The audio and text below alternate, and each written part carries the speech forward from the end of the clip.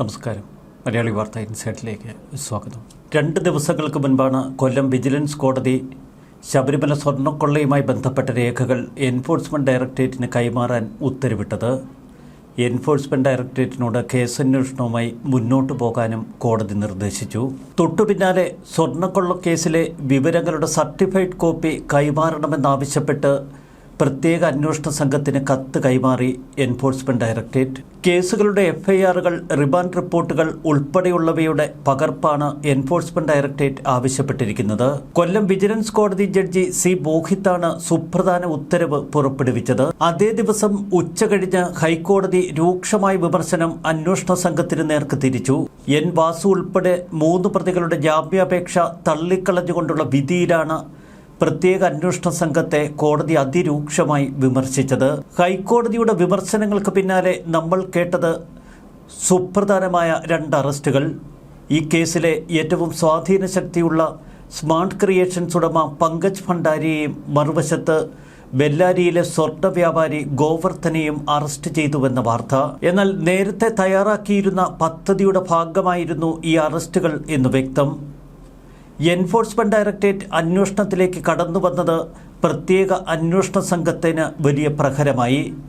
അതിൻ്റെ തുടർച്ചയായിരുന്നു ഈ അറസ്റ്റുകൾ. ഒരുപക്ഷെ ഗോവർദ്ധനും മറുവശത്ത് പങ്കജ് ഭണ്ഡാരിയും തങ്ങളുടെ കസ്റ്റഡിയിലില്ല എങ്കിൽ എൻഫോഴ്സ്മെൻറ്റ് ഡയറക്ടറേറ്റ് ആദ്യഘട്ടത്തിൽ തന്നെ അവരെ അറസ്റ്റ് ചെയ്യാനുള്ള സാധ്യത നിലനിന്നിരുന്നു.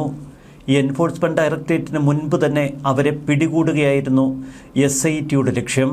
തുടർന്ന് കസ്റ്റഡിയിൽ വാങ്ങി ഇരുവരെയും ചോദ്യം ചെയ്ത പ്രത്യേക അന്വേഷണ സംഘത്തിന് സുപ്രധാനമായ ചില വിവരങ്ങൾ ലഭിച്ചു. അതിൻ്റെ തുടർച്ചയായ അന്വേഷണത്തിലാണ് ഇപ്പോൾ പ്രത്യേക അന്വേഷണ സംഘം. എന്നാൽ മറുവശത്ത് FIR ഇട്ട് കേസന്വേഷണവുമായി അതിവേഗം മുന്നോട്ട് കൊണ്ടുപോകാനാണ് ഇപ്പോൾ എൻഫോഴ്സ്മെൻറ്റ് ഡയറക്ടറേറ്റിൻ്റെ തീരുമാനം. അനൌദ്യോഗികമായി നേരത്തെ തന്നെ പ്രാഥമിക വിവരശേഖരണം നടത്തിയിരുന്നു എൻഫോഴ്സ്മെൻറ്റ് ഡയറക്ടറേറ്റ്. അതുകൊണ്ട് തന്നെ ഉദ്യോഗസ്ഥർക്ക് കേസ് സംബന്ധിച്ചുള്ള സർവ്വ വിവരങ്ങളെക്കുറിച്ചും കൃത്യമായ ധാരണയുണ്ട്.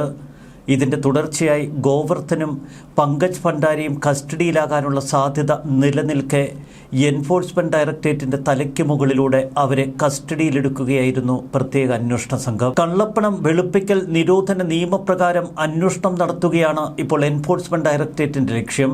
എന്നാൽ ഈ കേസന്വേഷണത്തിൽ സുപ്രധാനമായ ചില രാഷ്ട്രീയ സംഭവ വികാസങ്ങളുമുണ്ട്. വലിയ പോരാട്ടത്തിലൂടെയാണ് എൻഫോഴ്സ്മെൻറ്റ് ഡയറക്ടറേറ്റ് ഇപ്പോൾ കേസന്വേഷണത്തിലേക്ക് കടന്നു വന്നിരിക്കുന്നത്. കള്ളപ്പണം വെളുപ്പിക്കൽ നിയമപ്രകാരം കേസന്വേഷണം നടത്താൻ നേരത്തെ ക്രൈംബ്രാഞ്ചിന്റെ FIRന്റെ മുദ്രവെച്ച പകർപ്പ് ആവശ്യപ്പെട്ട് മജിസ്ട്രേറ്റ് കോടതിക്ക് മുൻപാകെ ഒരു ഹർജി നൽകിയിരുന്നു എൻഫോഴ്സ്മെന്റ് ഡയറക്ടറേറ്റ്. എന്നാൽ മജിസ്ട്രേറ്റ് കോടതി ആ ഹർജി തള്ളിക്കളഞ്ഞു. തുടർന്ന് ഹൈക്കോടതിയെ സമീപിച്ച് വീണ്ടും അപേക്ഷ നൽകാനുള്ള ഉത്തരവ് നേടിയെടുത്തു എൻഫോഴ്സ്മെന്റ് ഡയറക്ടറേറ്റ്. അതിനുശേഷമാണ് കൊല്ലം വിജിലൻസ് കോടതിയെ എൻഫോഴ്സ്മെന്റ് ഡയറക്ടറേറ്റ് സമീപിച്ചത്. കേസിന്റെ മുഴുവൻ രേഖകളും കൈമാറാനുള്ള സുപ്രധാന ഉത്തരവാണ് തുടർന്ന് വിജിലൻസ് കോടതി നൽകിയത്. ഇവിടെയാണ് എൻഫോഴ്സ്മെന്റ് ഡയറക്ടറേറ്റിന്റെ അന്വേഷണം മറ്റു തലങ്ങളിലേക്ക് കടക്കുന്നത്. പങ്കജ് ഭണ്ഡാരിയും ഗോവർദ്ധനും എൻഫോഴ്സ്മെന്റ് ഡയറക്ടറേറ്റിന്റെ കസ്റ്റഡിയിലായാൽ കൂടുതൽ വെളിപ്പെടുത്തലുകൾ ഉണ്ടാവും. ദേവസ്വം ബോർഡ് അംഗങ്ങളുടെയും ദേവസ്വം ബോർഡ് പ്രസിഡന്റിന്റെയും സ്വത്തുവകകൾ ഉൾപ്പെടെ കണ്ടുകെട്ടുകയാവും പിന്നീട് എൻഫോഴ്സ്മെന്റ് ഡയറക്ടറേറ്റിന്റെ പ്രാഥമിക നടപടി. ദേവസ്വം ബോർഡിലേക്കുള്ള അന്വേഷണം സർക്കാരിലേക്ക് എത്താനുള്ള സാധ്യതകൾ നിലനിൽക്കുന്നു. അവിടെയാണ് മുൻ ദേവസ്വം മന്ത്രി കടകംപള്ളി സുരേന്ദ്രനെ എൻഫോഴ്സ്മെന്റ് ഡയറക്ടറേറ്റ് ചോദ്യം ചെയ്യുമെന്ന അഭ്യൂഹങ്ങൾ ഇപ്പോൾ ശക്തിപ്പെടുന്നത്. പാർട്ടിയുടെ ഉന്നത നേതാക്കളിലേക്കും കടകംപള്ളി സുരേന്ദ്രനിലേക്കും അന്വേഷണം നേരിട്ടെത്തുമോ എന്ന ഭയം CPMനെ പിടികൂടിയിരിക്കുന്നു. ഇത്തരമൊരു സാഹചര്യമുണ്ടായാൽ അത് BJPക്ക് വലിയ രാഷ്ട്രീയ മുതലെടുപ്പിന് ഉപയോഗിക്കും. ഇപ്പോൾ കേന്ദ്ര അന്വേഷണത്തിന് വഴി തെളിഞ്ഞത് വലിയ രാഷ്ട്രീയ വിജയമെന്നാണ് BJP വിലയിരുത്തുന്നത്. ശബരിമലക്കൊള്ളയെ വെറുമൊരു വീഴ്ച എന്ന നിലയിലായിരുന്നു നേരത്തെ മുഖ്യമന്ത്രി പിണറായി വിജയൻ ന്യായീകരിച്ചിരുന്നത്. കോൺഗ്രസ് തുടങ്ങിവെച്ച കള്ളക്കളികൾ LDF ഏറ്റെടുത്ത് വൻതോതിലുള്ള സ്വർണ്ണക്കൊള്ളയാക്കി മാറ്റുകയായിരുന്നുവെന്നാണ് BJPയുടെ ആരോപണം. അത് തെളിയിക്കാൻ കേന്ദ്ര അന്വേഷണ ഏജൻസികൾക്ക് കഴിയുമെന്നാണ് രാജീവ് ചന്ദ്രശേഖർ പറയുന്നത്. ചുരുക്കത്തിൽ ED ഈ അന്വേഷണത്തിലേക്ക് കടന്നു വന്നത് വ്യക്തമായ ലക്ഷ്യങ്ങളോടെ എന്ന് നമുക്ക് ഊഹിക്കാം. ശബരിമല സന്നിധാനത്തെ സ്വർണ്ണ ഉരുപ്പടികൾ കാണാതായതുമായി ബന്ധപ്പെട്ട അന്വേഷണം അവസാന ഘട്ടത്തിലെത്തി എന്ന് പ്രത്യേക അന്വേഷണ സംഘം പറയുന്നു. എന്നാൽ പ്രാഥമിക അന്വേഷണ ഘട്ടത്തിലാണ് എൻഫോഴ്സ്മെന്റ് ഡയറക്ടറേറ്റ് നേരിട്ട് അന്വേഷണം ഏറ്റെടുത്തതോടെ ഉന്നത ഉദ്യോഗസ്ഥരും ഇടനിലക്കാരുമൊക്കെ കടുത്ത ആശങ്കയിലാണ്. ഇന്നലെ കൊച്ചിയിലെ ED ആസ്ഥാനത്ത് സുപ്രധാനമായ ഒരു യോഗം ചേർന്നു. സ്വർണ്ണപ്പാളികൾ മോഷ്ടിച്ച് പകരം ചെമ്പുപാളികൾ വെച്ചതിലൂടെ ലഭിച്ച കോടിക്കണക്കിന് രൂപ എങ്ങോട്ടേക്ക് ഒഴുകി എന്ന് കണ്ടെത്തുകയാണ് എൻഫോഴ്സ്മെന്റ് ഡയറക്ടറേറ്റിന്റെ ആദ്യ നടപടി. ഹവാല ഇടപാടുകളിലൂടെയോ മറ്റോ ഈ പണം വിദേശങ്ങളിലേക്ക് കടന്നോ എന്ന അന്വേഷണമാണ് പ്രാഥമിക തലത്തിൽ എൻഫോഴ്സ്മെന്റ് ഡയറക്ടറേറ്റ് നടത്തുക. പണത്തിന്റെ ഉറവിടം ഗോവർദ്ധനുമായി ബന്ധപ്പെട്ടതാണ് എന്നതുകൊണ്ട് തന്നെ ഗോവർദ്ധനെ ചോദ്യം ചെയ്യുകയാണ് ഏറ്റവും ശ്രദ്ധേയ നടപടി. മറുവശത്ത് സ്മാർട്ട് ക്രിയേഷൻസ് ഉടമ പങ്കജ് ഭണ്ഡാരിയും എൻഫോഴ്സ്മെന്റ് ഡയറക്ടറേറ്റിന്റെ കസ്റ്റഡിയിൽ കിടന്നു വിറയ്ക്കും. ഈ കൊള്ളയിൽ ഇടനിലക്കാരായി നിന്ന ദേവസ്വം ബോർഡ് അംഗങ്ങളും ദേവസ്വം ബോർഡ് പ്രസിഡന്റിനുമൊക്കെ പണം എങ്ങനെയാണ് ഇവർ നൽകിയത്? അവർ പണം വാങ്ങിയോ അതോ മറ്റ് രാഷ്ട്രീയ ഉന്നതരാണോ പണമിടപാടുകളിൽ പങ്കുചേർന്നത്? സ്മാർട്ട് ക്രിയേഷൻ CEO പങ്കജ് ഭണ്ഡാരിയെയും ഗോവർദ്ധനെയും ജയിലിലെത്തി ചോദ്യം ചെയ്യാനുള്ള അനുമതി നാളെ തന്നെ എൻഫോഴ്സ്മെന്റ് ഡയറക്ടറേറ്റ് കോടതിക്ക് മുൻപാകെ സമർപ്പിക്കും. ഇവരുടെ കഴിഞ്ഞ 5 വർഷത്തെ ബാങ്ക് ഇടപാടുകൾ പരിശോധിക്കുമെന്ന സൂചനയാണ് പുറത്തുവരുന്നത്. കള്ളപ്പണം വെളുപ്പിക്കൽ നിരോധന നിയമം അത്ര നിസ്സാരമല്ല. പ്രതികളുടെയും അവരുടെ ബിനാമികളുടെയും ഒക്കെ പേരിലുള്ള ഭൂമി, ബാങ്ക് നിക്ഷേപം തുടങ്ങിയ ആസ്തികൾ കണ്ടുകെട്ടാനുള്ള നടപടികളിലേക്ക് എൻഫോഴ്സ്മെന്റ് ഡയറക്ടറേറ്റിന് പെട്ടെന്ന് കടക്കാം. ഇതിനിടയിൽ കേസുമായി ബന്ധപ്പെട്ട ചില സുപ്രധാന ഫയലുകൾ ദേവസ്വം ബോർഡിൽ നിന്ന് കാണാതായി എന്ന വാർത്തയും പുറത്തു വരുന്നു.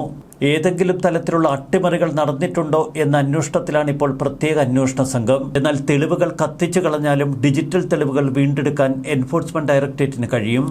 ഇപ്പോഴും ഒളിവിൽ കഴിയുന്ന ചില പ്രതികളുണ്ട്. അവർ രാജ്യം വിടാതിരിക്കാൻ ലുക്കൌട്ട് നോട്ടീസ് ഉൾപ്പെടെയുള്ളവ പുറപ്പെടുവിക്കും. സംസ്ഥാന പോലീസിന്റെ പ്രത്യേക സംഘം പ്രാഥമിക തലത്തിൽ ശേഖരിച്ച തെളിവുകൾ അപൂർണമാണ് എന്ന വിലയിരുത്തലാണ് എൻഫോഴ്സ്മെന്റ് ഡയറക്ടറേറ്റിനുള്ളത്. അതുകൊണ്ട് തന്നെ സന്നിധാനത്തെ സ്ട്രോങ് റൂമിലും ഭണ്ഡാരത്തിലുമൊക്കെ നേരിട്ട് എൻഫോഴ്സ്മെന്റ് ഡയറക്ടറേറ്റ് ഉദ്യോഗസ്ഥരെത്തി പരിശോധന നടത്തും. തിരുവനന്തപുരത്തെ ദേവസ്വം ബോർഡ് ആസ്ഥാനത്തിലടക്കം വിപുലമായ പരിശോധനകൾക്കാണ് ED വട്ടം കൂട്ടുന്നത്. സ്വർണ്ണപ്പാളികൾ ഉരുക്കി വിറ്റതിലൂടെ ലഭിച്ച കോടികൾ ഏതൊക്കെ കൈകളിലേക്ക് മറിഞ്ഞു? ഏതൊക്കെ ആവശ്യങ്ങൾക്ക് ഈ പണം ഉപയോഗപ്പെടുത്തി? ഇത്തരമൊരു അന്വേഷണം CPM ഉന്നതരെയും ഉറക്കം കെടുത്തും. N. വാസു, പത്മകുമാർ, ശങ്കർദാസ്, വിജയകുമാർ തുടങ്ങി ഏറ്റവും ഉന്നത സ്ഥാനീയരായിട്ടുള്ള പലരും നിലംപൊത്തുന്ന കാഴ്ചയായിരിക്കും ഇനി കേരളം കാണാൻ പോകുന്നത്.